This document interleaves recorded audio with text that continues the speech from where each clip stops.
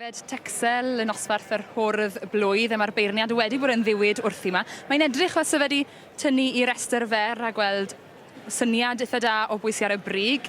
Elin Hwrdd, cytuno gyda fel mae pethau'n edrych ar hyn o bryd? Ie, mae pethau'n poethi fan hyn jyst fel y tywydd.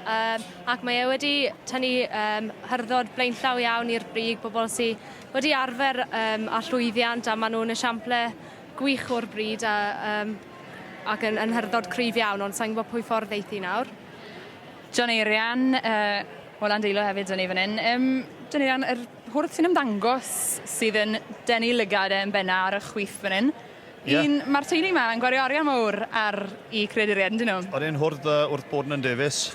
Hwn wedi costi 70,000 o bunnodd neu gini yn lan ar clynedd. Hwrdd wedi cael ei fagu yn yr Alban gan yr teulu'r Hawi, sef West Knock lan yn Aberdeen. Mae hwn hefyd yn ôl bob sôn wedi magu'n dda yn ei flwyddyn cynta. Gawn ni weld y rwy'n cynta mas o fe yn Lanark nawr ym mis Awst, ac ar y funed hwn sydd ar y brig. Hwrdd wedi fagu yng Nghymru o'r ail, hwn wrth Iolo Prys Jones yn Llangwm, wedi cael ei byrnu yn breifat llynedd gan Proctors Farms o Clitheroe, sef y bobl yn yllodd y brif bencampwriaeth y sioe ar y defaid llynedd. Hwrdd arall o'r Alban wedyn ni, o Rascarel yn Dumfriesshire. Hwn eto wedi byrnu o diadell Greenhow. Ond wedyn doi hwrdd o Gymru sy'n bedwerydd ac yn bumed. Yr Adamses o'r Bontfaen yn bedwerydd a Rhodri Jones o just lawr yr ewl man yn Hawaii yn bumed.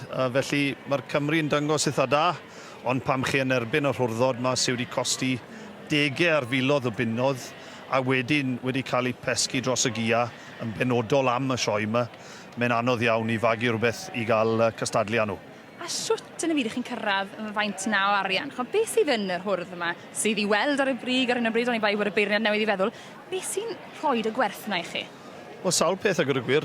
Fel o'n i'n gweud, y rinwedd trwyddo, y balans trwyddo'r hwrdd I gyd. Pan oedd hwn lan ar clynedd, oedd pawb yn pipo arno fe a'n lico fe. A parnodd bod yn Davies yn uniongyrchol, ond y boes oedd yn erbyn o'n nhw'n 3-4 yn bidod o'i gilydd. Wel, nath e'n dda fan ni, a mae fe'n neud yn dda fan hyn heddi. Fe sydd wedi mynd ag e'n hannu o Stockport yn cael yr wobr gynta fan hyn yng nghategori'r Hwrdd Blwydd Defaid Texel. Mae e'n flaenedig iawn, mae wedi cael gwaith yn rheoli hwn, ond ewn ni lan I gael sgwrs gyda. Congratulations! Looks like a lot of work's gone into just holding this ram here today. Yeah, a lot of preparation involved in it, so not only that, but we bought them last year for 70,000 as well, so it's like, yeah. A lot of investment, but you get the payback in the end. Yeah, so far anyway. So we've already got 200 lambs sired by this ram already, so it comes back as well that way. But he's hard to hold. He's 155 kilos, so. It looks like you've got a challenge on your hand there. Especially in this heat.